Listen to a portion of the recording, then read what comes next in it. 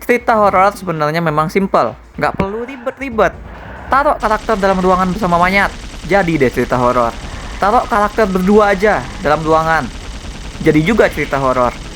Bahkan taruh karakter seorang diri saja dalam ruangan kosong, bisa jadi juga cerita horor gitu. Nah, kejadian horor itu sebenarnya sederhana, tapi penggaliannya yang harus mendalam. Ketakutan yang dirasakan harus dieksplor hingga ke akar. Jika ketakutan tidak digali ke personal karakter, tidak diriletkan kepada kita, horor hanya akan jadi rangkaian kejadian tak masuk akal yang menjengkelkan. Hantunya hanya akan jadi monster yang harus dikalahkan seperti pada cerita superhero. Karakternya hanya akan jadi si bego yang terus kita teriak-teriakin karena dia tidak melakukan hal yang dilakukan oleh orang beneran. Tapi kebanyakan horor kita sekarang kebalikan dari itu. Banyak cerita yang berumit-rumit ria dengan lore dunia, intrik kubu-kubu, simbolisme, twist and turns, dan sebagainya. Tapi pada pembahasannya malah menyederhanakan cerita horor sebagai wahana jump scare dan kesurupan kaleng-kaleng doang. Jarang menyentuh kegelapan di dalam itu, di dalam karakter. Nah, Seudino untungnya digarap oleh Kimo Stambul yang memang penggemar horor tulen. Cerita yang sebenarnya ribet karena menyangkut perang santet antara dua kubu, dia fokuskan kepada karakter yang harus mandiin orang yang sudah kesurupan selama hampir 1000 hari. Dan aku, yang awalnya kurang antusias, ternyata jadi menikmati film ini. Kupikir film ini bakal sama seperti KKN di Desa Penari tahun lalu. Cerita dari thread Twitter yang turns out hanya marketing gimmick gitu, yang nggak pernah menggali cerita yang actually relate tentang mahasiswa kota ke desa. Cerita cuma asik bergumul pada kejadian-kejadian mistis konyol yang karakter jernihnya tuh dia biarkan dangkal. Nah, Seudino ternyata dikembangkan berbeda dari threadnya oleh Kimo. Kudengar banyak membaca thread Twitter tersebut yang kurang suka sama film ini. But screw them, karena memang Seudino ini bukan film terbaik, bukan horor terbaik, tapi at least ini adalah versi cerita yang punya decent horror story dibalik kemelut santetnya.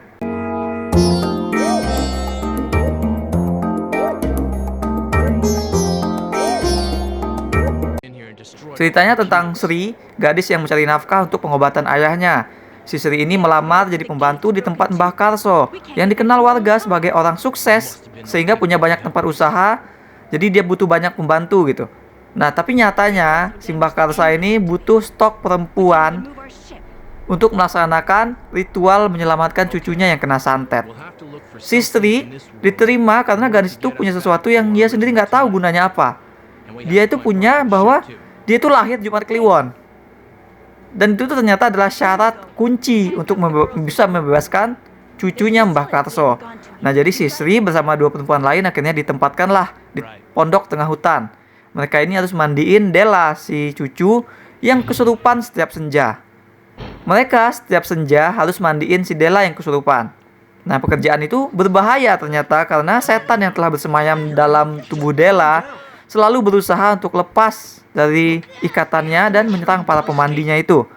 Nah, di bagian pondok inilah Seudino benar-benar fun. Film actually meluangkan banyak waktu untuk setup dan build up kerjaan horor yang harus dilakukan Sri dan kawan-kawan. Salah satu setup penting yang dilandaskan film adalah kenapa sih si Sri ini mau-maunya mandiin Della. Motivasi Sri bukan hanya karena duit, tapi kita dikasih info juga bahwa Sri itu berusaha tidak mengulang kejadian yang membuat adiknya sendiri tiada dulu. Sri nggak ada di sana saat adiknya mati. Makanya sekarang dia ingin membantu gadis muda ini. Meskipun nggak gampang baginya, ya kan? Kita melihat justru si Sri ini adalah orang pertama yang kabur saat melihat job desk dan resiko yang menantinya. Nah, tapi itulah yang jadi konflik nanti. Yang fun lagi buatku adalah cara gimana film ini nge-build up ritual memandikan itu sendiri. Cara-caranya, batas waktunya, dan sebagainya. Banyak aturan yang harus Sri dan dua temannya ikuti. Salah satunya mereka harus mandiin Della sambil dengar kaset rekaman suara Mbah Karso yang sedang bacain langkah-langkahnya. Tentu saja ini nanti bakal berkaitan dengan momen-momen scare yang dipunya oleh film. Like, mereka harus ngikat dulu tangan dan kaki si Della sebelum membuka keranda bambu. Nah, itu there's no way hal akan baik-baik saja saat mereka melakukan itu nanti. Jadi kebayang ngerinya gimana. Kimo gaspol di sini. Gak ada sensasi adegan datar di film ini. Horor yang dia suguhkan benar-benar main fisik. Beberapa kali film ini hampir jadi body horror, saking banyaknya abuse yang diberikan secara on-cam kepada tubuh para karakter. Aku sampai heran loh, masa iya film ini cuma dikasih rating 13+ sama lembaga sensor? Menurutku ya harus lebih tinggi lagi mestinya. Apalagi film ini kan tayangnya di Lebaran, jadi tontonan keluarga pasti. Tapi anyway, sensasi horor di sini tuh terasa lebih well crafted ketimbang pada KKN. Momen-momen kecil seperti suara rekaman yang tiba-tiba mati, sukses bikin kita semakin mengantisipasi kengerian, untuk kemudian dipecahkan oleh punchline seperti jump scare ataupun serangan setan. Kimo sendiri pernah publicly bilang dia menggemari dan terinspirasi sama Sam Raimi yang bikin Evil Dead. Di Seudino ini pun pengaruh Sam Raimi kelihatan. Tapi lucunya, selain pengaruh tersebut, aku juga menangkap ada pengaruh lain di game ini, yaitu pengaruh game survival horror Jepang, khususnya seri-seri game Fatal Frame. Serius, begitu banyak momen yang bikin aku teringat sama game Fatal Frame. Malah mungkin aku bisa bilang kalau Seudino buatku jadi kayak adaptasi tak resmi dari Fatal Frame. Ritual yang gagal, desain antagonis yang pakai tali gantung-gantung itu kayak Rob Maiden di Fatal Frame 1. Terus setiap kali tidur Sisri menjajahi dunia dan melihat gubuk di sana. Ini tuh kayak main plot dari Fatal Frame 3 yang karakter kita setiap kali dia tidur akan berpetualang di Manor of Sleep. Dan nanti hantu-hantu di Manor of Sleep akan berdampak physically kepadanya di dunia nyata. Sisri juga ngalamin itu di mimpinya. Dia diserang di mimpi, rambutnya beneran tipis di dunia nyata, putus. Terus juga ada rekaman dan suara-suara karakter. Ini udah kayak staple di game dan horor Jepang. Terus Sisri harus ke hutan ngecek payung-payung pagar gaib.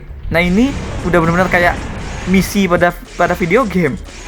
Terus juga berapa kali coba kita di game Fatal Frame dapat adegan kita escape, lari-larian dramatis bareng orang yang kita selamatkan. Nah di film Seudino, sequence escape itu juga ada. Treatmentnya juga sama-sama dramatis kayak gitu. Terus kameranya nge-shot dari belakang, mereka lari pelan-pelan di antara hutan-hutan, ladang-ladang tinggi gitu kan. Yang bikin beda ya cuma di film ini tuh si Sri ngelawan benar-benar fisik, bukan dengan pakai kamera gitu.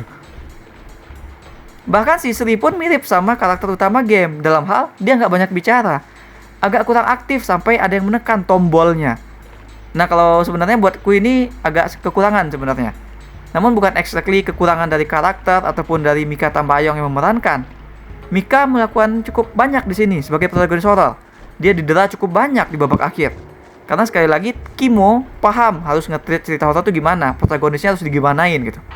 Nah hanya saja di momen Sri mulai gerak, mulai aktif, film habis. Nah di awal-awal aku mengerti Sri ini agak pasif, dia agak malas ngelakuin kegiatan-kegiatan horor karena karakternya tuh rasional. Dia kabur duluan, dia sering nggak ngacung waktu bila dia ditanyain siapa yang mau mandiin, dia diem-diem aja gitu. Tapi itu semua karena dia berpikir rasional, kok gue ngelakuin ini gitu kan. Tapi itu juga membuatnya jadi kurang dominan, apalagi karena film ternyata malah menyiapkan twist di tengah. Dalam soal ada di antara mereka yang ingin menyabotase ritual mandi. Nah di tengah itu, alih-alih fokus ngembangin karakter Sri, film malah sibuk bercocok tanam clue, nge-build up momen siapa yang jahat. Kita terputus dari Sri di bagian tengah. Dan ini membuat kita butuh waktu agak lama untuk bisa connect lagi dengan journey karakternya. Makanya momen-momen ketika Sri terpukul telah membunuh satu karakter itu nggak benar-benar kena. Padahal secara teori, dia ini kan telah melakukan something opposite dari tujuannya pengen membantu. Nah momen ketika dia menolak duit pun jadi tidak benar-benar nendang gitu. Padahal ini tuh momen puncak yang juga mengusung gagasan cerita, yang mengaitkan Sri dengan bigger things dalam universe cerita ini. Karena menolak duit yang harusnya adalah upah dirinya, itu sebenarnya pembelajaran bagi Sri soal bagaimana cara kerja Mbah Karso, bahwa semua itu merupakan lingkaran setan. Dan lingkaran setan di sini bukan hanya soal kau menyerangku maka aku akan menyerangmu, seperti Mbah Karso dengan musuhnya, tapi juga soal kalau aku membantumu maka kau harus membantuku juga. Nah yang dilakukan Sri sebenarnya adalah menolak untuk terus terikat dengan Mbah Karso. Dia ingin lepas dari lingkaran itu karena baginya goal sudah tercapai. Dia sudah ngeridim dirinya dengan membantu Della. Cukup di situ gitu. Film ini juga sempat dipermasalahkan soal bahasa yang campur-campur Jawa Indonesia. Nah buatku, aku nggak terlalu ngeh sih sebenarnya sama bahasa saat nonton gitu. Mungkin karena aku terbiasa nonton film asing yang bahasanya aku nggak tahu. Jadi for me yang terdengar itu ya cuma subtitle dan feeling yang mau diceritakan. Tapi memang kalau mau objectively speaking, kalau mau pakai bahasa tertentu, satu film harus komit dan benar-benar menjadikan bahasa itu sebagai identitas, bukan sebagai gimmick. Nah yang ada pada Seudino, memang Jawanya masih kayak gimmick, belum terlalu jadi identitas atau karakter dari film itu sendiri. Meskipun memang buatku nggak ganggu. Yang menurutku benar-benar ganggu di sini tuh adalah twist di tengah tadi. Cerita terasa lebih natural dan fun padahal ketika ketiga karakter di pondok itu merasa dipermainkan oleh setan di dalam tubuh Della. Akan lebih menarik melihat gimana setan itu membuat mereka malah jadi saling serang misalnya di hari terakhir tugas mereka, ya kan? Ketimbang masukin alur seseorang dengan sengaja sabotase dan si setan ini membiarkan hal itu terjadi. Kan agak aneh sebenarnya. Aku juga senang-senang aja sama situasi horor tertutup. Mereka setiap hari harus masuk ke sana, mandiin orang kesurupan. Aku pengen lebih banyak hal kayak gitu. Jangan 3 hari doang, mestinya 1000 hari aja langsung repetitif deh. Tapi memang soal role antara dua kubu di luar mereka semua itu pada akhirnya membayangi cerita yang sudah berusaha dibuat simpel oleh Kimo. Di momen akhir saat Sri mulai menguat sebagai karakter, Sewudino mulai tercampur aduk. Akan ada karakter yang tahu-tahu muncul, akan ada lebih banyak misteri untuk dipecahkan.